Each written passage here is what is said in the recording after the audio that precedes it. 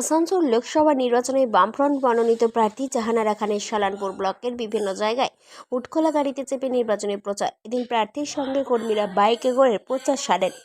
জাহানারা খান জামুরিয়া বিধানসভাতে লোকসভা বিধানে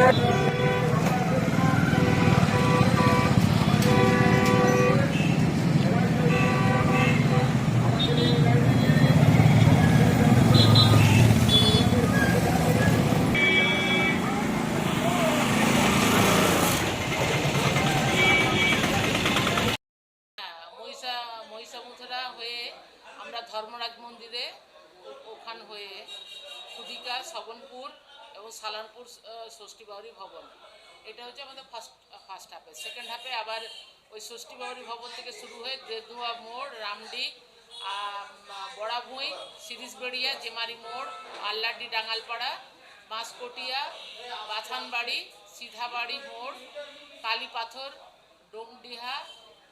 ডোমডিহা, ধান্দুরা, চিতলডাঙ্গা হয়ে